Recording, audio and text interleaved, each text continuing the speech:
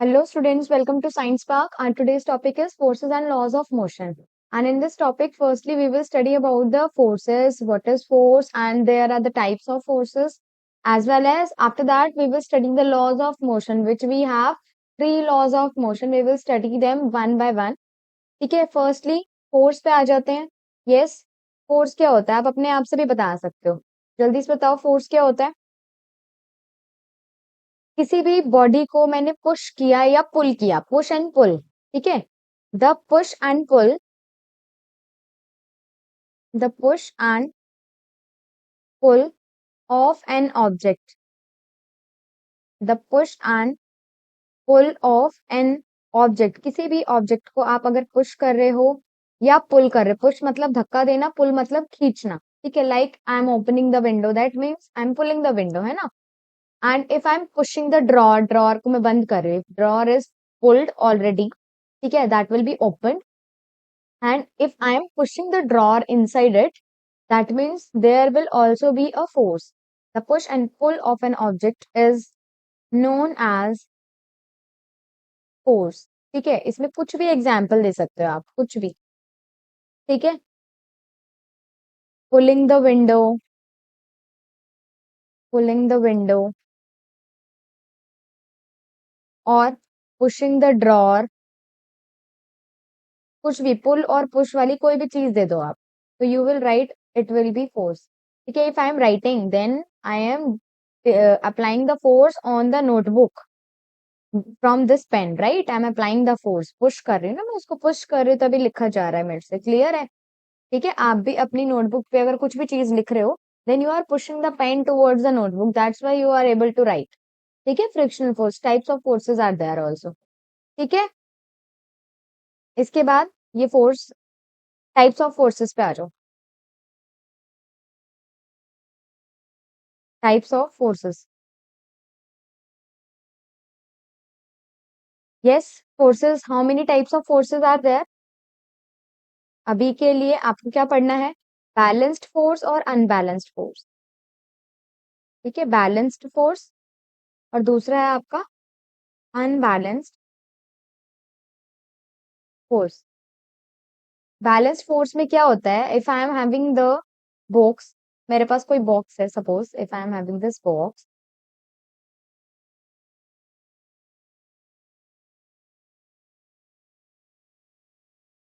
And I am having here another box. ठीक है, अब मेरे पास क्या है? बैलेंस फोर्स का मतलब है मैं यहाँ पे खड़ी हूँ और इसको मैं इस डायरेक्शन में फोर्स लगा रही हूँ. ठीक है, अब मेरा ही कोई ट्विन खड़ा है, मतलब जिसका सेम वेट है, सेम सब कुछ है और सेम फोर्स लगाएगा, वो दूसरी साइड से फोर्स लगा रहा है. दैट मीन्स ये फोर्स किस तरीके का है? फोर्स तो लग रहा होगा, आप ये बताओ, मूवमेंट करेगा ये? कहीं बॉक्स मूव करेगा लेफ्ट या राइट? कहीं भी मूव नहीं करेगा, राइट. तो हम इस फोर्स को क्या कहेंगे? Balanced force. क्योंकि एक ने लेफ्ट से लगाया, एक ने राइट से लगाया और दोनों ने ऑपोजिट डायरेक्शन में सेम इक्वल फोर्सेस लगा दिए, तो उसको कहते हैं बैलेंस्ड फोर्सेस. अनबैलेंस्ड फोर्सेस क्या होते हैं? जैसे if I M applying the force in this direction and another person also applying the force in the same direction, that means total force इस तरफ हो जाएगा, F total हो जाएगा. और here F total, yes, here यहाँ पे क्या होगा? एक फोर्स इधर है, एक इधर है, तो F total कितना हो जाएगा यहाँ पर? 0. क्लियर है? नेट फोर्स, इसको हम नेट फोर्स भी कह देते हैं, नेट फोर्स. ठीक है, तो what will be the definition? Definition क्या बन जाएगी? When equal force applied in opposite direction, जब इक्वल फोर्स अप्लाई हो रहा है इन ऑपोजिट डायरेक्शंस, उसको हम क्या कहते हैं? Then it is known as, then it is known as balanced force. ठीक है, बैलेंस्ड फोर्स. और अनबैलेंस्ड में क्या होगा? जब हमारा बेशक इक्वल हो या अनइक्वल हो, किसी भी टाइप का फोर्स हो सकता है, either it can be equal और नॉट इक्वल. ठीक है, तो आपको करना क्या है?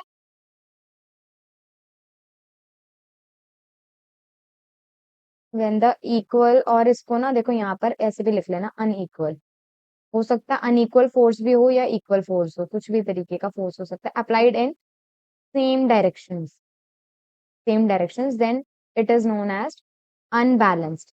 इसको ठीक कर लो, you will write it as unbalanced, unbalanced force. Yes, clear है? ठीक है। अच्छा, इस वाले केस में नेट फोर्स, नेट फोर्स कितना आ रहा था इसमें? नेट फोर्स कितना आएगा? 0। Here net force have some magnitude, have some magnitude, कुछ ना कुछ तो अमाउंट होगा उसका, मुझे नहीं पता कि कुछ भी हो सकता है वो अमाउंट। ठीक है, मैग्नीट्यूड का मतलब ही होता है अमाउंट। ठीक है, मुझे ये बताओ इस वाले केस में ऑब्जेक्ट मूव करेगा? ठीक है, there is no net movement, कोई मूवमेंट नहीं होगी, हमें ऐसा लगेगा ही नहीं कि कोई मूवमेंट हुई है, बॉक्स की इधर से पुश कर दिया, इधर से पुश कर दिया, दोनों तरफ से कर रही हूँ, बट फोर्स तो लग ही रहा है उस पे, मगर मूवमेंट नहीं हो रही है, ऐसा लग रहा है कुछ भी चेंज नहीं हुआ। ठीक है, मगर फोर्स तो लग ही रहा है। There is no movement of the object, of the object, and here there will be movement of object in the, किस डायरेक्शन में होगी? जिस डायरेक्शन में, in the direction of force, जिस डायरेक्शन में हमने फोर्स अप्लाई किया उसी डायरेक्शन में उसकी मूवमेंट हो जाएगी। इन the direction of force applied, जिस डायरेक्शन में भी आपने फोर्स को अप्लाई किया है उसी डायरेक्शन में उसकी मूवमेंट हो जाएगी। Yes, is it clear? तो here the movement will occur this way, here कोई नो नेट मूवमेंट, तो हमने कोई एरो नहीं दिखाया है फाइनल टोटल फोर्स के लिए, क्योंकि force total will be 0, net force will be 0 in this case. Yes, clear है?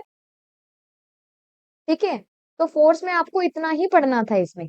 ठीक है, एक में स्पेशल चीज और देखो, बाकी छोटी क्लासेस में आपने पढ़े हुए हैं type of force, gravitational force, muscular force, हम ग्रेविटेशन का तो पूरा एक चैप्टर पढ़ेंगे। ठीक है, मैंने आपको वीडियोस भी प्रोवाइड करी है ग्रेविटेशन पे, you can see from here. ठीक है, okay.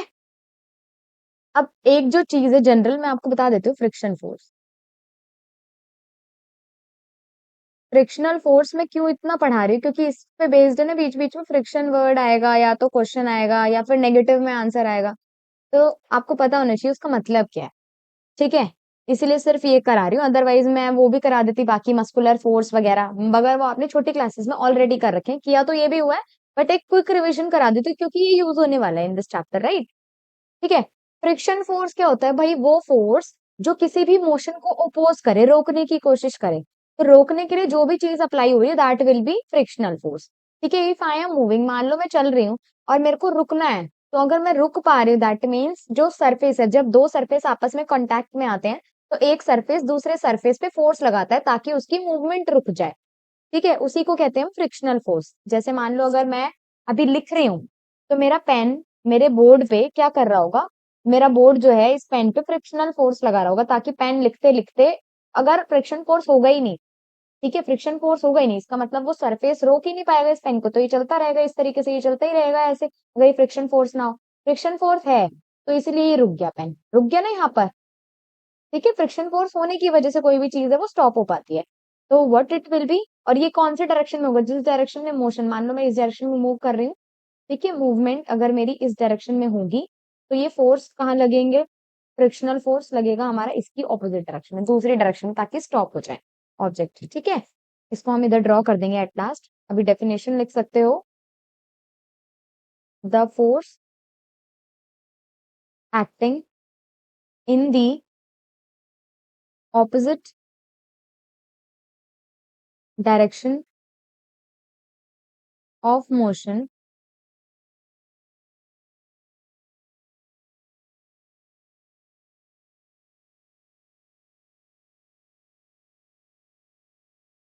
To resist the motion and make it stop करने के लिए, या उसकी स्पीड को कम करने के लिए we will use frictional force. ठीक है, और ये कहाँ लगता है भाई, मैंने नेसेसरी कंडीशंस बताई क्या, it occurs between two surfaces when come in contact, when come in contact में आ जाएंगे दो सरफेस तब होता है ये, जैसे हाथ भी कॉन्टैक्ट में आ गए तो हाथों के बीच में भी लगेगा। ठीक है, और क्या प्रोड्यूस करता है भाई, इट प्रोड्यूसेस हीट, इसकी वजह से हीट भी प्रोड्यूस होती है, इट प्रोड्यूसेस हीट, जब भी frictional force there will be heat production. ठीक है, अब आपने ये देखा होगा टायर वगैरह जो होते हैं, तो रोड भी तो उसके ऊपर फ्रिक्शन फोर्स लगा रहा है, जब किसी भी ट्रक के टायर, अगर ट्रक चल रहा है, then the tyres of truck are moving right on the road, right, the road will exert a frictional force on the surface of tires, they will tear off, तो वो फट जाते हैं धीरे धीरे हीट की वजह से। ठीक है, वो घिस जाता है, वियर एंड टियर हो जाता है, ये तो डिसएडवांटेजेस भी पड़े हुए फ्रिक्शनल फोर्स के पहले। अच्छा, हाथ आप ऐसे रब करते हो सर्दियों के मौसम में, विंटर सीजन में, ठीक है, they will become Heaton up, क्यों, क्योंकि दोनों सरफेस के बीच में फ्रिक्शन प्रोड्यूस होता है, फ्रिक्शन क्या प्रोड्यूस करता है, हीट। क्लियर है। अच्छा, नॉर्मल फोर्स जो भी है, फोर्स के हम यूनिट मैं बता दूंगी आपको, फोर्स की यूनिट क्या होती है, न्यूटन, मैं इसका फोर्स का फॉर्मूला भी आपको कराई देती हूँ साथ साथ इधर। ठीक है, यू कैन राइट, फॉर्मूला क्या हो जाएगा इसका, फॉर्मूला मैं अभी करा देती हूँ, बाकी हम इसकी डेरिवेशन भी पढ़ेंगे। इस फोर्स का फॉर्मूला देख लो क्या होएगा, मैं यहाँ पर मेंशन करा देती हूँ ना ताकि आपको याद रहे। फॉर्मूला क्या हो जाएगा, F is equals to mass into में एक्सेलरेशन, एक्सेलरेशन आपने मोशन चैप्टर में भी पढ़ा हुआ है, मास आपको पता है किसी भी ऑब्जेक्ट का मास, तो इसकी यूनिट क्या हो जाएगी, मास की यूनिट क्या होती है किलोग्राम, एक्सेलरेशन की क्या होती है मीटर पर सेकेंड स्क्वायर, तो इसकी यूनिट ये हो जाएगी हमारी unit of force, kilogram metre पर सेकेंड स्क्वायर, या फिर ये जिस साइंटिस्ट ने डिस्कवर किया था उसके नाम पे न्यूटन, सीधा एन। मैं अभी अब बाद में भी दोबारा एक्सप्लेन करूंगी, अभी के लिए सिर्फ एक जनरल फॉर्मूला हो गया कि अभी आप लिख सको ताकि आपको पता रहे फोर्स का फॉर्मूला क्या होता है। ठीक है, तो जो भी जनरल फोर्स है आपने उसको एफ से डिनोट कर दिया, मगर फ्रिक्शनल फोर्स कहीं भी लगेगा, it is the negative force, ये नेगेटिव फोर्स है जो ऑपोजिट डायरेक्शन में लग रहा है, ऑपोजिट डायरेक्शन में लगने की वजह से ही उसमें नेगेटिव आएगा, तो जब भी ये फ्रिक्शनल फोर्स लिखा जाएगा तो उसकी जो भी वैल्यू होगी 50 60 whatever, X will be the value, let X be the value, then it will be written as minus X newton. Clear है, समझ में आ रही है बात। ठीक है, it will be the negative force. ठीक है, तो फोर्स आपका ये फिनिश हो गया पूरा, forces and laws of motion में इंट्रोडक्शन में वी हैव डन कि what is force, the types of forces, and सबसे इंपॉर्टेंट यहाँ पर मैंने फ्रिक्शनल फोर्स करा दिया ताकि आप कर पाओ। तो अगर आपको कुछ भी टोटल फोर्स दे रखा है और उसके अंदर फ्रिक्शनल फोर्स भी बोल दे, तो आपके टोटल फोर्स में से आपने नेगेटिव ऑफ फ्रिक्शन फोर्स को भी ऐड करना है। ठीक है, मान लो किसी भी ऑब्जेक्ट पे 2000 न्यूटन का फोर्स लग रहा है, ठीक है, और उस वो जिस सरफेस पे चल रहा है उस पे फ्रिक्शन फोर्स लग रहा है, ये फोर्स लग रहा है नॉर्मल, फ्रिक्शन फोर्स लग रहा है 80 न्यूटन, तो हम फ्रिक्शनल फोर्स को माइनस से डिनोट करेंगे, फिर इन दोनों को ऐड कर दो, 2000 में से 80 माइनस हो जाएगा तो नेट फोर्स, टोटल फोर्स कितना लगेगा, दोनों को सब्ट्रैक्ट करके जो भी आंसर आएगा that will be the net force. Clear है, क्लियर है। ठीक है, आप स्टॉप करके सारी चीजें लिख लिया करो, वीडियो को you can pause and then write down each and everything, हो सकता है मैं थोड़ा स्पीडली जा रही हूँ, ठीक है, बट आप इसको स्टॉप करके भी लिख सकते हो, कुछ भी अगर आपका मिस हो जाता है, if you think that is going to be more speedy, then you can stop and you can write. ठीक है, अब हम आ जाते हैं laws of motion, yes very very important topic, laws of motion.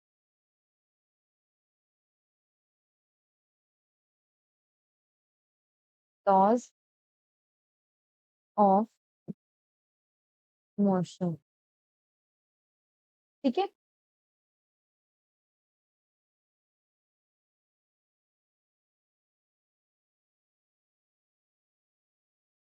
देखो लॉज ऑफ मोशन के लिए आपको पता होना चाहिए, there are how many laws of motion, there are 3 laws of, ठीक है, 3 लॉज ऑफ मोशन है। फर्स्ट लॉ क्या होता है, इनर्शिया, लॉ ऑफ इनर्शिया, और यू कैन से इनर्शिया सीधा। सेकंड लॉ क्या होता है, मोमेंटम, सेकंड लॉ में मोमेंटम के बारे में बताता है। थर्ड लॉ किसके बारे में बताता है, every action has equal and opposite reaction, equal and opposite reaction. Okay, ठीक है। फर्स्ट है inertia, then second is momentum, third is every action has equal and opposite reaction. एक एक करके अब हम इन तीनों लॉज को पढ़ने वाले हैं। देन तो हम फर्स्ट पे आ जाते हैं, first law of motion. First law of motion, yes, किसको स्टैंड करता है first law of motion? Means law of inertia, law of inertia. Yes, क्या कहता है इनर्शिया? लॉ ऑफ इनर्शिया पहले समझ लो, फिर I will write it down for you guys, ठीक है। इनर्शिया होता क्या है, आपको ये चीज समझना वेरी वेरी नीडेड। देखो, इनर्शिया इज कि अगर कोई ऑब्जेक्ट रेस्ट पे है, मान लो मैं बहुत देर से इस तरीके से बैठी हुई हूँ, तो मेरी बॉडी जो है वो रेस्ट पे ही रहना चाहती है, रुकी रहना चाहती है, ठीक है। और अगर मान लो मुझे इस रेस्ट पोजीशन को छोड़ना है, मान लो मुझे मूव करना है, मैं खड़े होके अब चलना चाहती हूँ, तो मुझे एक फोर्स अप्लाई करना पड़ेगा, जो मेरी बॉडी का मस्कुलर फोर्स होगा, है ना। अगर मुझे अपनी स्टेट को चेंज करना है, अगर मैं रेस्ट में हूँ, मुझे मोशन में आना है, तो मुझे फोर्स अप्लाई करना पड़ेगा। और अगर मैं स्टेट चेंज ही नहीं करना चाहती, तो ये मेरी बॉडी ऐसे ही रहेगी जब तक मैं चाहूँ, ठीक है। अगर मैं कोई फोर्स अप्लाई नहीं करूंगी ना, तब तक मेरी बॉडी ऐसे ही रहेगी। अगर मेरे को उठना है, मेरे को चलना है, तो we have to apply a force, ठीक है। तो लॉ ऑफ इनर्शिया क्या कहता है? हर एक बॉडी, अगर कोई चीज चल रही है, चलो ये तो मैंने बैठे हुए का रेस्ट का एग्जाम्पल दे दिया।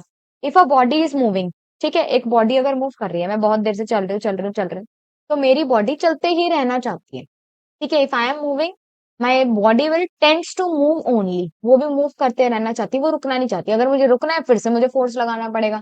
तो लॉ ऑफ इनर्शिया कहता है every object resist the change in its state of motion, अपनी स्टेट ऑफ मोशन को चेंज नहीं करना चाहता, रेजिस्ट करता है, उसमें कोई भी चेंज आएगा तो उसको रोकने की कोशिश करेगा, ठीक है। उसी को कहते हैं लॉ ऑफ इनर्शिया। अगर कोई रेस्ट में है तो वो रेस्ट में ही रहना चाहता है, वो मोशन में नहीं आना चाहता। और कोई अगर मोशन में है तो वो मोशन में ही रहना चाहता है, वो रेस्ट में नहीं आना चाहता। तो what we will write, it states that, इसको ना ब्लू से लिख लो, देयर आर लॉज, ठीक है। It states that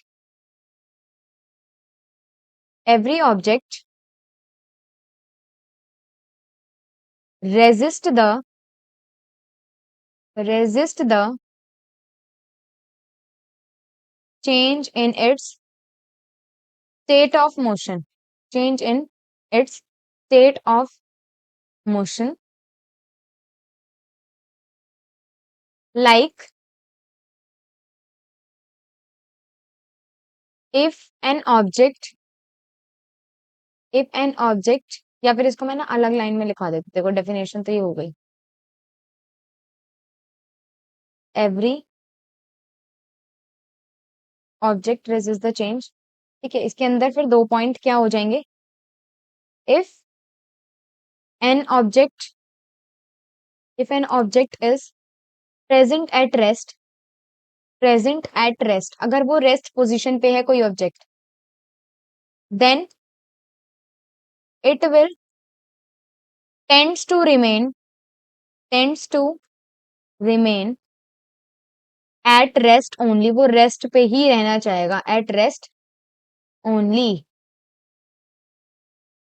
until we apply a force, जब तक हम कोई फोर्स नहीं लगाएंगे तो वो रेस्ट पे ही रहना चाहेगा, ठीक है।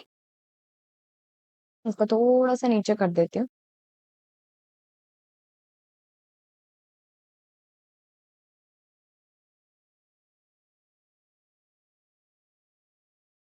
मैं ऐसे ही रहने दो, छोड़ो।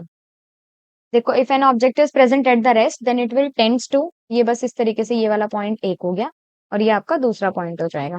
दूसरा पॉइंट क्या हो जाएगा, if an object is moving, अगर कोई ऑब्जेक्ट अगर मूव कर रहा है, object is moving, then it wants to move only, it wants to remain at the moving position, it wants to remain at the moving state, ठीक है। अगर जब तक कोई बॉडी रेस्ट पे है, देखो अगर जब तक कोई बॉडी रेस्ट पे है तो it will tends to remain at rest, वो रेस्ट पे ही रहना चाहती है जब तक कोई फोर्स नहीं अप्लाई किया गया। और अगर कोई ऑब्जेक्ट मूविंग पोजीशन पे चल रहा है पहले से तो वो मूविंग पे ही रहना चाहता है जब तक हम उस पर कोई फोर्स अप्लाई नहीं करते। ठीक है, तो स्टेटमेंट हमारी क्या हो गई, ये वाली स्टेटमेंट, ये जो है ये हमारी स्टेटमेंट है इसकी। एक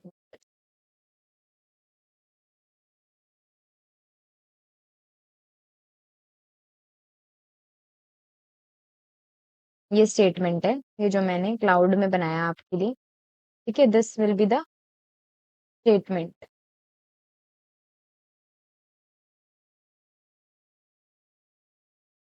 ठीक है, this is the statement of the law of inertia. And after that, ये तो लॉ ऑफ इनर्शिया हो गया। अब इस लॉ ऑफ इनर्शिया पे देखो बेस्ड जो कुछ भी था मैंने करा दिया आपको। ठीक है, अब एक चीज और, ये जो लॉ ऑफ इनर्शिया है आई है, ये डायरेक्टली प्रोपोर्शनल टू मास है, ये मास पे डिपेंड करता है।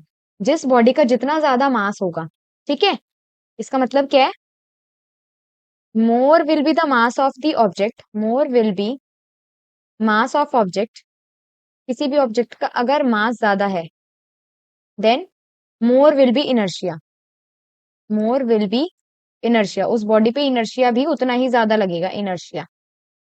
ठीक है, और अगर मास कम होगा, less will be the mass of object, अगर ऑब्जेक्ट का मास जितना कम होगा than less will be inertia, inertia उतना ही कम हो जाएगा। अगर ये बढ़ेगा तो ये भी बढ़ेगा, और अगर ये डिक्रीज होगा तो ये भी डिक्रीज होगा। क्लियर है आपको, एक चीज बढ़ेगी तो दूसरी चीज भी बढ़ेगी। ठीक है, तो क्वेश्चन आपके में बुक में भी दिया हुआ है, मुझे बताओ फटाफट से। एक ट्रेन है and a truck, which one, which one have more inertia, more inertia, किसको ज्यादा इनर्शिया लगेगा, बताओ किसको ज्यादा इनर्शिया लगेगा, जिसका मास ज्यादा होगा। ठीक है, as we know train has more mass, more mass as compare to truck, as compare to truck, then more will be the inertia on the train, more will be the inertia on the train। ठीक है, clear है, जितना ज्यादा मास होगा उतना ही ज्यादा उसका inertia हो जाएगा। क्लियर है, आप मुझे बताओ ट्रेन और ट्रक अगर दोनों आ रहे हैं सामने से और मैं खड़ी हूं तो मेरे को कौन से केस में हार्म ज्यादा होगा, ट्रेन में, क्योंकि इनर्शिया उसका ज्यादा है, जिसका ज्यादा होगा उसी की वजह से आगे आगे हम सेकेंड लॉ पढ़ेंगे मोमेंटम, वहां पर भी क्लियर हो जाएगी आपको ये चीजें। ठीक है, अच्छा और क्या क्वेश्चन आ सकता है, जैसे कि आप बस में मूव कर रहे हो, बस में तो ऑलमोस्ट सब बैठे होते हैं, ठीक है, जो नहीं बैठा है वो एक बार बैठ के देख लेना, पता चल जाएगा। ठीक है, क्वेश्चन क्या है, if we are moving in the bus, अगर बस में हम ट्रैवल कर रहे हैं, ठीक है, मान लो बस चल रही है, जैसे ही बस वाले ने ड्राइवर ने ब्रेक लगाया तो आई विल मूव फॉरवर्ड, मेरे को आगे की तरफ झटका लगता है, क्यों, क्योंकि मेरी बॉडी आगे की तरफ मूव कर रही थी, है ना, मेरी बॉडी आगे की तरफ मूव कर रही थी जैसे जैसे बस मूव कर रही थी, मैं रेस्ट पे थोड़ी हूँ, वो तो हमें लग रहा है ऐसे कि मैं रेस्ट में हूँ मगर मैं बस के साथ तो मूव कर ही रही हूँ। ठीक है, if I am sitting in the बस एंड मूविंग विद द बस, तो जो डायरेक्शन बस की है मेरी भी वही डायरेक्शन है, मैं भी उसी डायरेक्शन में फॉरवर्ड में मूव कर रही हूँ। तो जैसे ही मैं मूव कर रही फॉरवर्ड फॉरवर्ड फॉरवर्ड, इनर्शिया क्या कहता है, मेरी बॉडी फॉरवर्ड ही मूव करते रहना चाहती है। बट जैसे ही ब्रेक लगता है, ब्रेक लगना मतलब ब्रेक लगाया इसका मतलब फोर्स वी हैव अप्लाइड, और फोर्स अप्लाई करते ही मेरे को पता है मेरी motion, state of motion change होगी, है ना, मैं ऐसे चल रही हूँ चल रही हूँ चल रही हूँ, तो आगे जाते जाते एकदम से रुकना, तो मतलब मैं आगे की तरफ इस तरीके से मुझे झटका लगेगा कि मैं तो आगे की तरफ ही जाना चाहती हूँ, मेरी बॉडी तो आगे की तरफ ही जाना चाहती है, वो तो ब्रेक लग गया इसीलिए रुकी हूँ। ठीक है, तो ये क्वेश्चन आता है कि if a bus is moving and suddenly a driver applied the brake, then we will move in the forward direction, why. ठीक है, अब देखो मैं कई क्वेश्चंस लिखवाऊंगी फिर लास्ट में उन सबका एक ही आंसर लिखवाऊंगी। ठीक है, when we moving in the bus, then the driver suddenly applies the brake, suddenly apply brake, and our body moves in forward direction. तो हमारी बॉडी उस टाइम पे फॉरवर्ड डायरेक्शन में जाती है, डायरेक्शन वाई। ठीक है, क्यों जाती है भाई? ठीक है,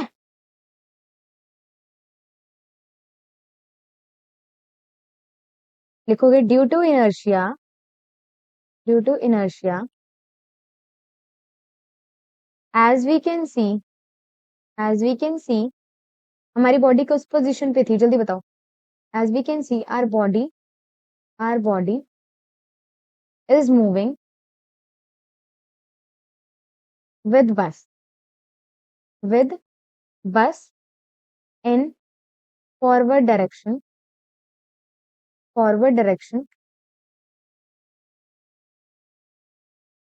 as we can see our body is moving with bus in forward direction, and due to inertia, इसको देखो, ये ड्यू टू इनर्शिया ना बाद में लिख लेना, यहाँ से ही स्टार्ट करो इसका आंसर, यहाँ से एज से। ठीक है, as we can see our body is moving with the bus in forward direction and due to inertia it will tends to move, it will tends to remain at motion, वो motion में ही रहना चाहती है। but as the driver applies the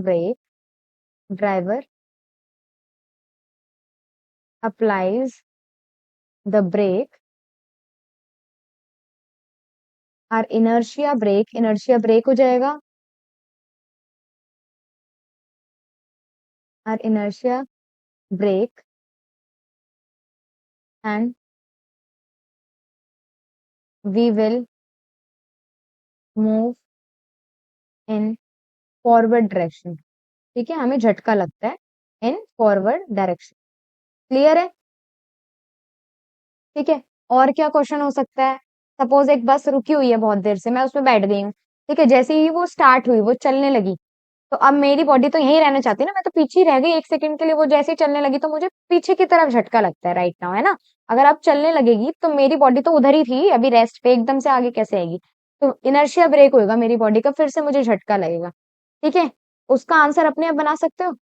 when a बस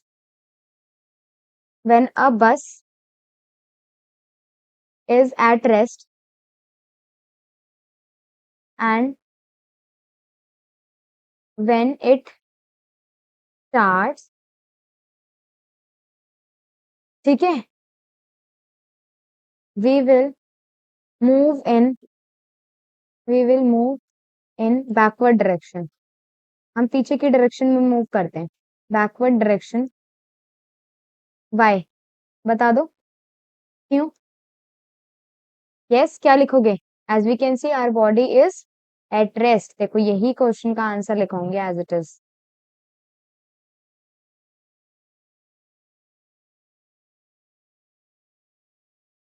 आपने करना कुछ नहीं है, देखो यही आंसर बन जाएगा। ठीक है, अब मैं ठीक करा देती हूँ इस आंसर में क्या क्या चेंज करने हैं आपको। As we can see our body is at rest with the bus. ठीक है, ये हटा दोगे, ये forward direction. And due to inertia it tends to remain at rest, but as the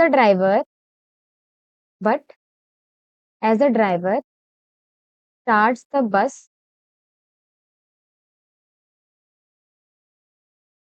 and we will move in backward direction। ठीक है, as, देखो मैं ठीक कर रही हूँ, as we can see our body is at rest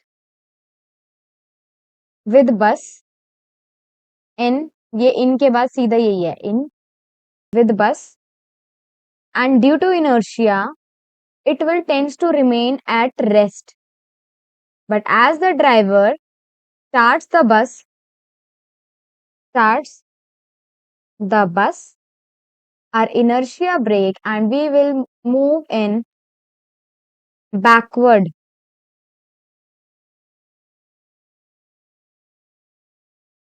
Backward direction, हमारी body किस तरफ मूव करेगी? इन बैकवर्ड डायरेक्शन। देखो इसको विद बस यहीं लिख देते हैं,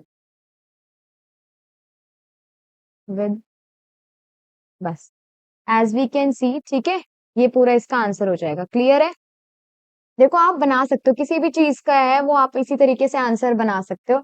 जैसे कि आपको एक और क्वेश्चन में इससे रिलेटेड, कि जब आप पहाड़ों पे जा रहे हो या किसी भी कहीं पे भी घूमने जा रहे हो, तो आप कोई टैक्सी कर रहे हो, तो टैक्सी के ऊपर आप अपने लगेज को टाई अप करते हो, बांधते हो। इवन दो टैक्सी के ऊपर रखने की जगह होती है, उसको सीधा रख दो, ठीक है, बट उसको टाई करने की नीड क्यों पड़ती है बताओ, क्यों टाई करते हो? क्योंकि जैसे जैसे आप टर्न लोगे, आप लेफ्ट मुड़ रहे हो, राइट मुड़ रहे हो, तो क्या हो रहा है? इनर्शिया अप्लाई होगा, इनर्शिया ब्रेक हो जाएगा, हर पॉइंट पे इनर्शिया ब्रेक हो जाएगा। तो जैसे ही इनर्शिया ब्रेक होगा, वो इस डायरेक्शन में अगर चल रहा है तो वो इस डायरेक्शन में ही चलना चाहता है, बट जैसे ही वो डायरेक्शन चेंज करेगा तो उसका इनर्शिया ब्रेक हो जाएगा, वो उधर ही रहना चाहेगा, तो इसीलिए वो it can fall off, luggage can fall off from the roof, that's why we need to tie it.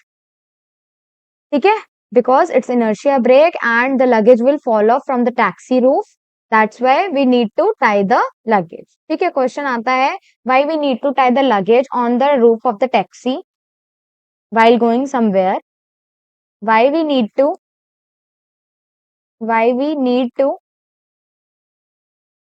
tie the luggage,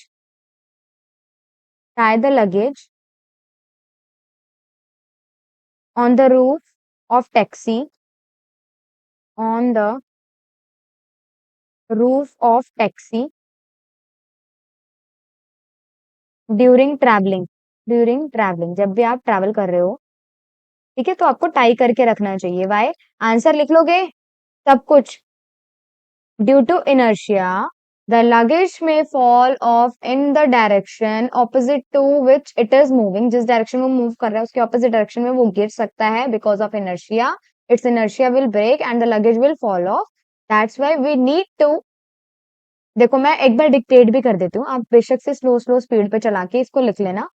ठीक है, as we can see the car is moving and the luggage will also moving with the car, and as the car or the taxi will change its direction, there is the breakage of the inertia. Due to this the luggage may fall off from the roof of the taxi, that's why we need to tie the luggage on the roof of the taxi during traveling। Yes, is it clear? Similar type of question is one of them is, अगर आप किसी tree की branch को vigorously shake करते हो, बहुत तेज तेज हिलाते हो, तो there are some leaves which will detach from the tree. ठीक है, ट्री से कुछ पत्तियां झड़ के नीचे गिर जाती है। वाई? क्योंकि लीव्स तो रेस्ट पे रहना चाहती है। ठीक है, लीव्स रिमेन्स टू, देखो मैं क्वेश्चन लिखवा देती हूँ, फिर similarly I will dictate it, you can slow down the speed and you will write it. ठीक है, Y some leaves detach from the tree during vigorous shaking of the branch, vigorous shaking of branch of the tree। अगर हम tree की branch को बहुत तेज तेज vigorously हिला रहे हैं, तो there is some leaves will detach मतलब टूट के गिर जाना नीचे। वाई? लिख लोगे आंसर? आंसर मैंने आपको बता ही दिया है, because the leaves present on the tree are present at the rest position,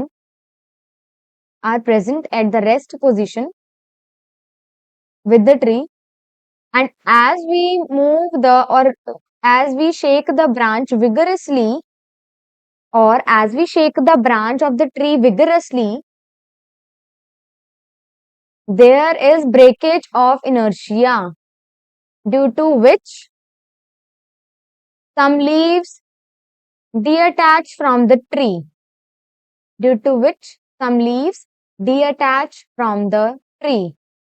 clear है?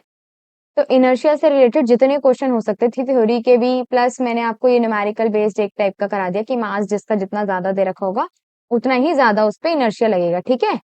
अब मोटे इंसान को एकदम, अगर कोई मोटा भारी भरकम इंसान है और एक पतला इंसान है, ठीक है, if there are two type of peoples and they are moving, तो अगर बहुत जोर से भाग रहे दोनों सेम स्पीड से भाग रहे हैं और एकदम से मैं कह दूं किसी को कि रुक जाओ दोनों, तो कौन जल्दी से रुक जाएगा? जिसमें कम इनर्शिया होगा वो जल्दी, जिसका कम इफेक्ट होगा, और कम इफेक्ट किसका होगा? जिसका मास कम होगा, राइट, वो जल्दी रुक जाएगा। एज कम्पेयर टू मोटा इंसान को थोड़ा रुकने में, स्टेबलाइज होने में टाइम लगता है। Why? Due to inertia, more will be the mass and more will be the inertia, the same concept we will do. Okay, तो इनर्शिया यानी कि फर्स्ट लॉ ऑफ मोशन आपका पूरी तरीके से फिनिश हो गया। इसमें जो क्वेश्चन हो सकते थे मैंने आपको करा दिए हैं, 1, 2, 3 एंड 4, इनके आंसर्स मैंने आपको डिक्टेट कर दिए हैं, ठीक है। बाकी और कोई क्वेश्चन होंगे related to inertia, I will share it, ठीक है। इसके बाद आपका देखो फर्स्ट लॉ तक फिनिश हो गया है। फर्स्ट लॉ के बाद आपका ये रहता है एक तो momentum, the second law of motion and the third law of motion.